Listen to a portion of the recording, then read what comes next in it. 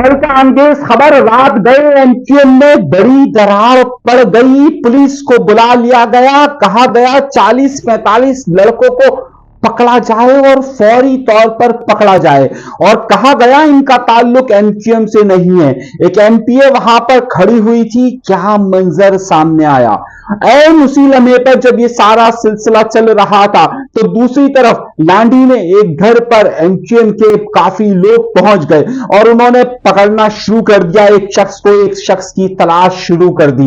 उस शख्स पर एक बहुत बड़ा इल्जाम था, जिसके बाद पाकिस्तान में न सिर्फ कराची से लेकर इस्लामाबाद तक एक बड़ी वजारत तक को खंगाल लिया गया कि आखिर मामला क्या हुआ है। एक तहलका अंगेज खबर देने वाला हूं, और इतनी बड़ी खबर देने वाला हूं कि अब तक कहीं नहीं आई होगी।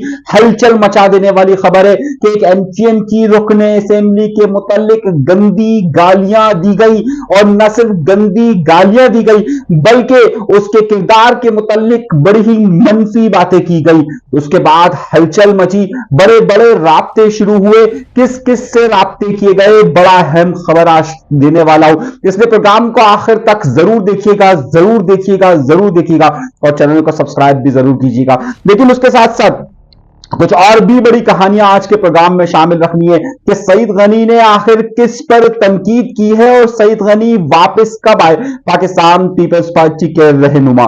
और एक और चीज पर अहम बात बताने वाला हूं, लेकिन वो प्रोग्राम के आखिर में दूंगा। वो बात कौन सी है ये भी बड़ी अहम है। मगर अपने प्रोग्राम का बाकायदा आगाज करने से पहले अपने अल्लाह ताला का लाख शुक्र अदा करते हैं कि जिसने हमें इन तमाम नेमतों से नवाजा है। आइए अपने प्रोग्राम का आगाज करता हूं, और बड़ी खबर से आगाज करता हूं। 4 मेरे पास ऐसी तहलका अंगेज खबरें हैं जो अब तक कहीं पर नहीं आई है, और जिस खबर की तलाश में पूरी रात यानी कि गुज़िश्ता पूरी रात एमक्यूएम लगी रही, वो क्या मामला है मैं आपको अभी बता रहा हूं। आइए सबसे पहली और एक अहम बात, क्या हुआ है। 2 खबरें हैं, लेकिन पहली खबर पहले देता हूं। हुआ कुछ यूं कि कल डिस्ट्रिक्ट सेंट्रल का इलाका फेडरल बी एरिया, याद रहे कि यह फेडरल बी एरिया टाउन वही है जहां से एमक्यूएम और पीएसपी की मौजूदा तकसीम का आगाज हुआ। यानी कि वो वक्त आपके जहन में होगा कि जब एमक्यूएम पाकिस्तान ने फेडरल बी एरिया के टाउन्स का के लोगों का इंतखाब किया, जिम्मेदारान का इंतखाब किया, और उसी वक्त पीएसपी नाराज हुई थी, अनीस खान खानी नाराज हुए थे, और उसके बाद एमक्यूएम के मुखालिफ एक और धड़े ने कि जिस पर पीएसपी का आशीर्वाद मौजूद था, उस पीएसपी के धड़े ने ये एक प्रोग्राम किया था, यानी कारकुनान का इज्तिमा किया था। और उसके बाद ये खलीज इतनी बढ़ गई, इतनी बढ़ गई, इतनी बढ़ गई कि अब आपके सामने मौजूद है। लेकिन इसके अंदर रात गए एक ड्रामाई तब्दीली रोनुमा हुई है, और बहुत बहुत बहुत बड़ा वाकया रोनुमा हुआ है। हुआ कुछ यूं, तारीख जहन में रख लीजिए ताकि किसी को कोई शको शुबा ना रहे। आज 6 तारीख है, 6 जनवरी 2026 का दिन है जब मैं आप ये प्रोग्राम में रिकॉर्ड कर रहा हूं। रात गए 5 जनवरी 2005 की रात के वक्त एक मामला पेश आया। हुआ कुछ यूं कि डिस्ट्रिक्ट सेंट्रल ने एक ऑपरेशन शुरू किया जिसमें मुख्तलिफ ठेलों को उठाकर ले गए। वो जो ठेलों को उठाकर ले गए उसमें से चंद ठेलों के मुतालिक मुबैना तौर पर यह कहा गया कि उस पर पीएसपी के उस वाले फैक्टर को कि जिसने कारकुनान का इज्तिमा बुलाया था उनको शदीद एतराजात थे। जिसके बाद मामला यहां पर यह पहुंचा कि करीबन कोई 30 से 40 लोग बाइकों में निकले और बाकायदा मुख्तलिफ स्ट्रीट्स में, मुख्तलिफ गलियों में गश्त करते रहे, जो कि जिनके मुतालिक ये था कि ये मुबैना तौर पर पीएसपी के कारकुनान है। उसके बाद एमक्यूएम के जिम्मेदारान, एमक्यूएम के वो जिम्मेदारान जो उस इजलास से मुंतखब हुए थे जिससे ये झगड़ा शुरू हुआ था, वहां पर पहुंचते हैं। जब वह पहुंचते हैं तो लोग उनको शिकायतें करते हैं, जिसके बाद एक एमपीए को कॉल की जाती है। ये वही एमपी है कि जिस पर आपको याद होगा मुबैना तौर पर जिसने एक लेटर लिखा था कि जिस पर यह बात कही गई थी कि उसके सर पर पीएसपी से ताल्लुक रखने वाले एक शख्स ने पिस्तौल रखा था। वो एक बड़ा मशहूर वाकया हुआ था। मैं बात कर रहा हूं बिल्किस मुख्तार की। बिल्किस मुख्तार रात को उस इलाके के अंदर आती है, फुटपाथ पर बैठती है और फौरन एसएचओ को कॉल करती है और कहती है कि हमारे नाम पर यहां पर क्या हो रहा है जिनका ताल्लुक हमसे नहीं है। एसएचओ वहां पर आता है और कहता है ये कौन लोग हैं। वहां पर बिल्किस मुख्तियार और एमक्यूएम पाकिस्तान के लोग वाज़ेह तौर पर कहते हैं कि जो कोई भी लोग इस इलाके के अंदर दहशत फैला रहे हैं, हमारा उनसे कोई कोई कोई कोई ताल्लुक नहीं है, वाज़ेह तौर पर मना कर दीजिए। तो वहां पर एसएचओ पुलिस अमला कहता है कि आप एक बयान जारी कर दें कि जनाब इनसे हमारा ताल्लुक है। तो उन्होंने कहा कि भाई मैं एमक्यूएम के दफ्तर में बैठकर रुकने असेंबली यहां पर कह रही हूं कि जो लोग भी यहां पर ये काम कर रहे हैं उनसे हमारा कोई ताल्लुक नहीं है। जिसके बाद ये टेंशन बढ़ जाती है। रात, पूरी रात, यानी कि ये 11 बजे से मामला शुरू होता है, 1 बजता है, 2 बजता है, 3 बजते हैं, 4 बजे तक, सुबह तक ये मामला चल रहा होता है। बिल्किस मुख्तियार वहीं पर बैठी रहती है, पुलिस अफसर भी वहीं पर बैठे रहते हैं और पूरी एमक्यूएम के अंदर एक तनाव की कैफियत मौजूद होती है। फूम जाना शुरू होते हैं डॉक्टर फारूक सत्तार, खालिद मकबूल सिद्दीकी, निगत साहिबा। लेकिन इस पूरी कहानी में यह कहा जाता है कि उन सब का हमारे साथ कोई ताल्लुक नहीं है और अब एमक्यूएम और पीएसपी फ्रैक्चर के दरमियान एक कशीदगी में इजाफा हो जाता है।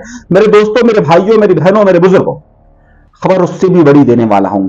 उस वक्त बिल्किस मुख्तार की सपोर्ट में एक और खातून बैठी हुई होती है।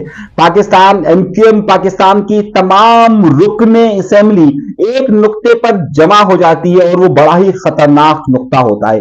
एक रुकने असेंबली के किरदार पर न सिर्फ सोशल मीडिया पर गालियां दी गई हैं, बल्कि उसके किरदार को भी गलत पेश किया गया है। यह वही खातून है कि आपको याद होगा कि जब एक खास एक मखसूस ग्रुप बहादुराबाद के अंदर आया था और एक झगड़े की कैफियत पैदा हुई थी और जिसमें गो गवर्नर गो के नारे लगे थे, उस वक्त एक खातून खड़ी हुई थी और उसने क्या जवाब दिया था और अब उसकी किरदार कशी कौन लोग कर रहे हैं, ये बात इस्लामाबाद तक कैसे पहुंची है, यह सनसनीखेज खबर मैं आपको देने वाला हूं। जरा सुनिएगा और गौर से समझिएगा।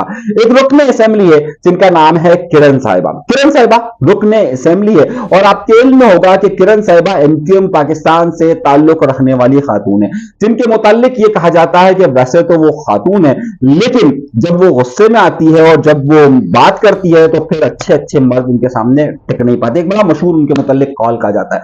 हुआ यह था कि गवर्नर सिंध और जब एमक्यूएम पाकिस्तान में और एमक्यूएम जब खासतौर पर पीएसपी और काफी मामला खराब हुए थे, तो बहादुराबाद के अंदर कुछ लोगों ने घुसकर गो गवर्नर गो के नारे लगाए थे। उस वक्त ये खातून वहां पर खड़ी हुई थी और उन्होंने जो हशर नशर किया था वो गो गवर्नर गो के नारे लगाने वालों का, और उन्होंने अपना पूरा वजन पीएसपी फैक्टर की बजाय एमक्यूएम की तरफ दे दिया था।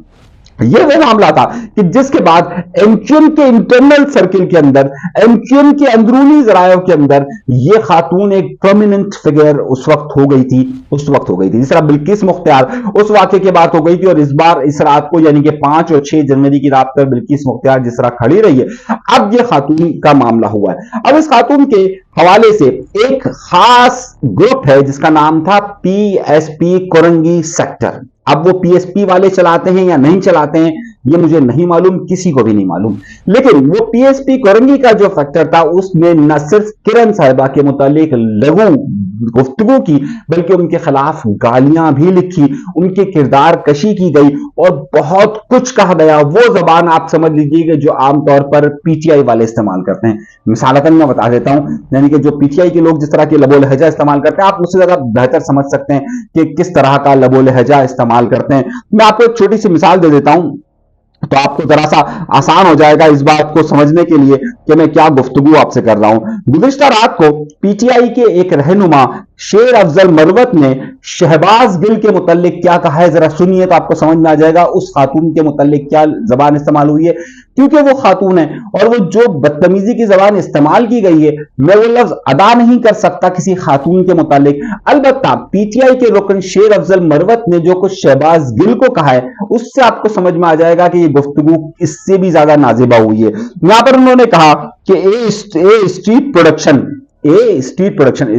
समझते हैं ना, यानी कि रोड पर पैदा होने वाले सरखेल शहबाज गल, तुम जैसे लोग वक्कास और सोशल मीडिया पर गंदगी फैलाने वाले दूसरे तमाम मिरासी नस्ल पूरे मोहल्ले के गधों की इज्तिमाई काविशों की पैदावार है। आप सुन रहे हैं, यानी कि उनको कहा है कि पूरे मोहल्ले के गधों की इज्तिमाई काविशों की पैदावार है। मोहल्ले के गधों की इज्तिमाई काविशों की तरह तुम्हारी शक्ल ही तुम्हारी खयानत की गवाही देती है। तुम्हारी माओं को चाहिए था कि तुम जैसे हरामियों को जन्म देने की बजाय कंबोडिया नाले में फुजला खारिज कर देती। अब ये तो शेर अफजल मरवत ने कहा ना, आप खुदा की कसम मैं कहता हूं इससे कई गुना ज्यादा गंदी लैंग्वेज और इल्जामात आयद किए हैं उस रुकने असेंबली पर। अब मैंने जिस तरह से आपसे कहा कि वो रुकने असेंबली काफी दबंग किस्म की खातून है, उन्होंने फौरन एमक्यूएम पाकिस्तान की सारी आला कमांड को ये भेजा स्क्रीनशॉट लेकर और उन सब से कहा कि अगर आप लोगों में गैरत जिंदा है तो फिर आपको इस पर एक्शन लेना पड़ेगा। उसके बाद ये मालूम करने की कोशिश हुई, उसके बाद ये मामला डॉक्टर फारूक सत्तार के पास जाता है, ये मामला खालिद मकबूल सिद्दीकी के पास जाता है, ये मामला हैदर अब्बास रिजवी के पास जाता है, ये मामला कामरान तेसूरी के पास जाता है जो कि सब पाकिस्तान में मौजूद नहीं है। एक खातून एमपी है, अब ये दो खातून हो गई, तीसरी खातून का नाम लेता हूं। वो खातून, तीसरी खातून जिसका नाम मैं आपको बता देता हूं, वो खातून है निगहत साहिबा। वो हैदर अब्बास रिजवी साहब से राब्ता करती है और ये कहती है कि ये देखिए कैसी लघु लैंग्वेज इस्तेमाल की जा रही है, ये अब हमारी इज्जतों की भी ख्याल नहीं कर रहे, आप इस पर कुछ कार्रवाई कीजिए। हैदर अब्बास रिजवी साहब उस वक्त उस खातून को ये जवाब देते हैं कि अब क्या किया जाए, इन लोगों का इनका क्या इलाज ढूंढा जाए, जो एक मामूल का तरीका होता है। अब फिर उसके बाद हैदर अब्बास रिजवी के साथ क्या हुआ, ये खबर मैं आपको आगे जाके देने वाला हूं, बड़ी खबर दूंगा कि उसके बाद हैदर अब्बास रिजवी के साथ क्या हुआ। अब ये मामला हो जाता है कशीदा। उसके बाद बाकायदा एमक्यूएम पाकिस्तान न सिर्फ एक कौमी इदारा एनसीसीए यानी कि नेशनल साइबर क्राइम एजेंसी को खत लिखकर यह बात कहती है कि ये जो कोई भी है इसको ट्रेस किया जाए और पता किया जाए। एन उसी वक्त जब ये मामला बढ़ता है तो उसे, उस शख्स को, ना जाने कल की बात बता रहा हूं आपको, 5 तारीख को ये सब कुछ हो रहा है, सब कुछ अभी पूरी रात तक चलता रहा है, अब ये कल रात तक का आपको वाकया बताता हूं। उसके बाद वो एनसीसी कहती है कि जनाब ये अकाउंट तो डिलीट कर दिया किसी ने।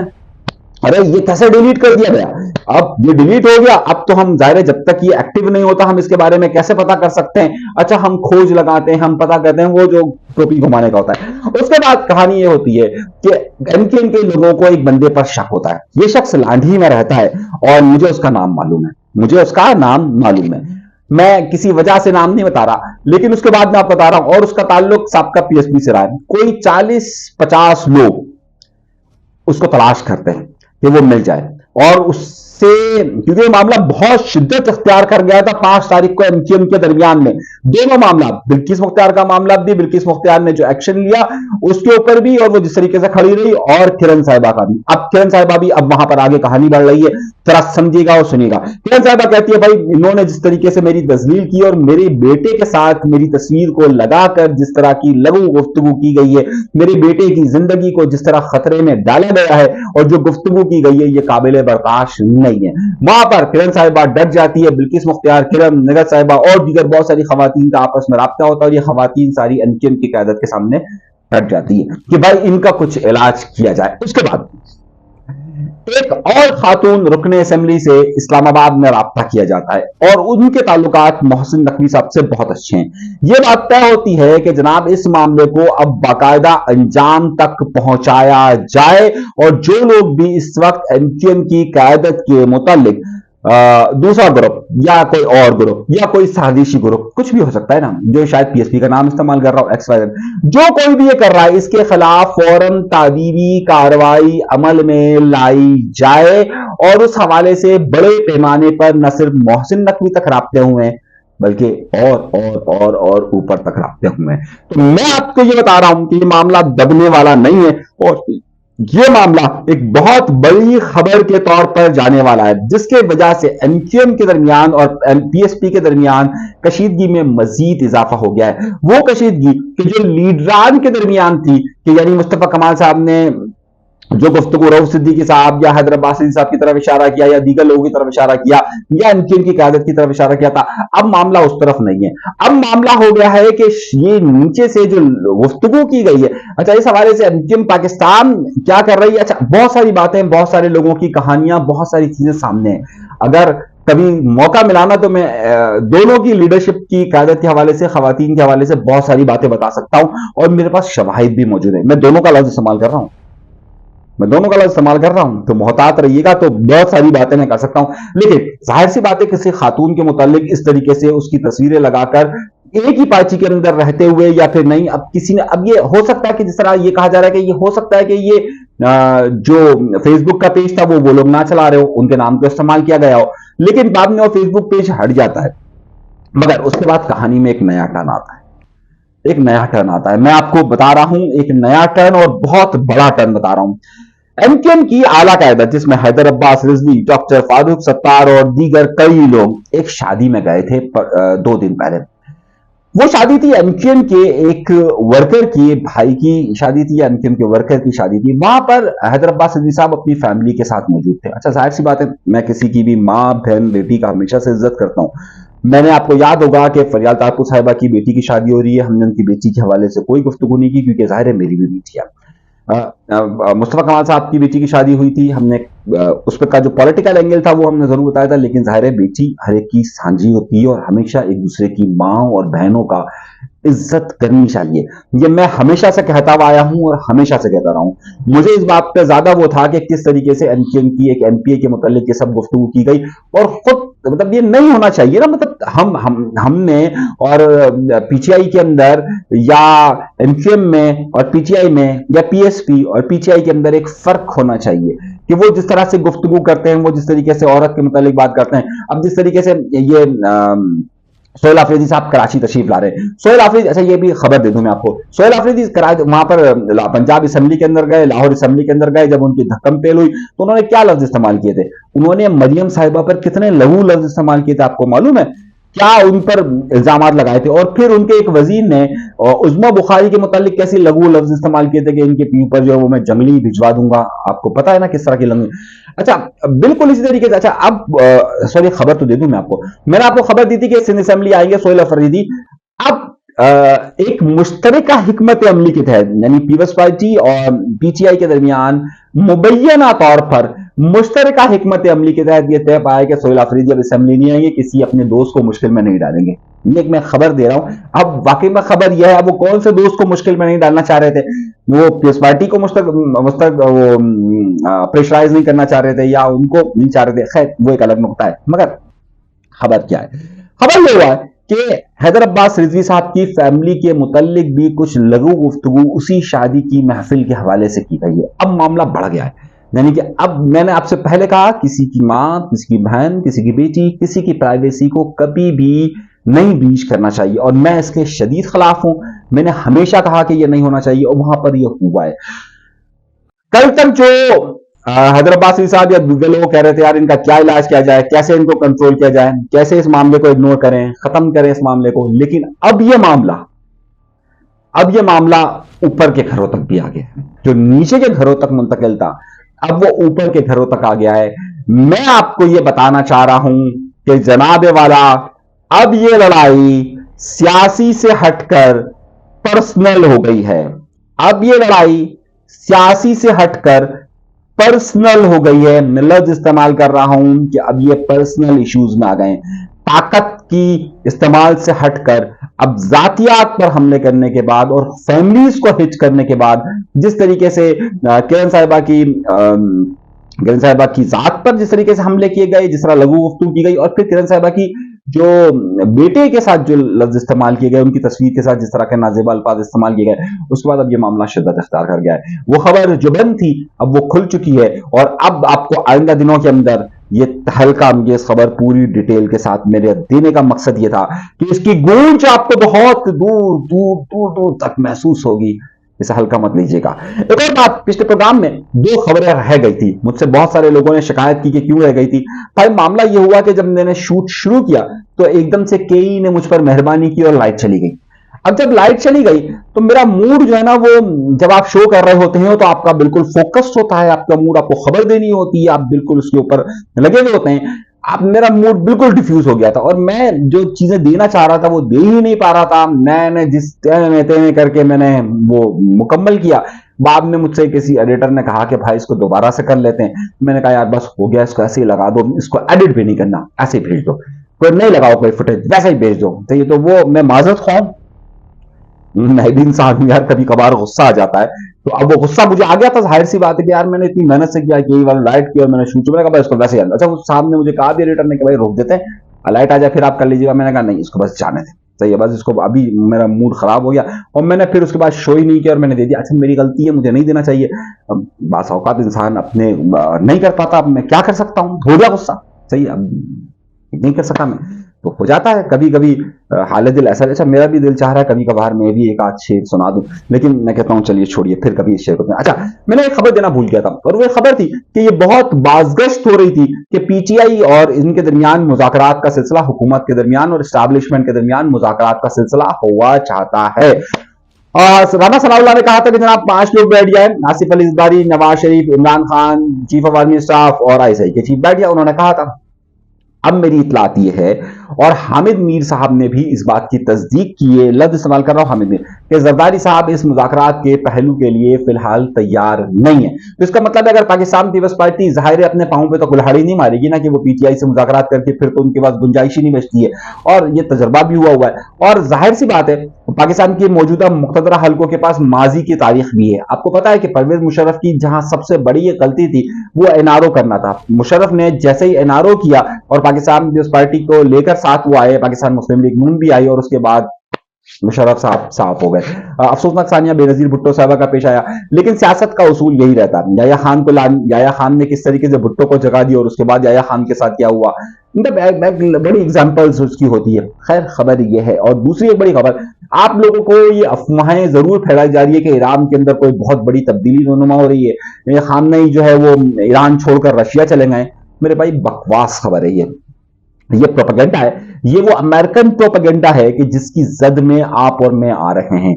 बरहाए मेहरबानी खबर को देखने से पहले उसको जरा सा फिल्टर कर लिया करें कि क्या वाकई में इतना बड़ा मसला हो गया है कि वो हट जाए। ऐसा नहीं है, ईरान की सूरत हाल ऐसी नहीं है इस वक्त। हाँ वहां प्रोटेस्ट हो रहे हैं, जैसे कराची में भी बहुत सारे प्रोटेस्ट हो रहे हैं, लेकिन ईरान के अंदर एक मजबूत गवर्नमेंट और एक निजाम मौजूद है।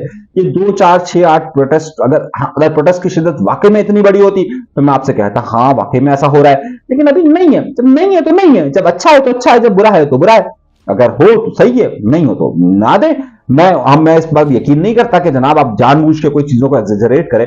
ईरान में जब कभी भी तब्दीली आएगी मैं आपको खबर दे दूंगा, कहीं तब्दीली आएगी मैं खबर दे दूंगा, मैं आपको दूंगा, और बिल्कुल आपको दूंगा। जाहिर सी बात है अगर इस तरह की खबर होगी। हाँ बांग्लादेश और इंडिया के दरमियान ताल्लुकात खराब है, बिल्कुल ये बात खराब है।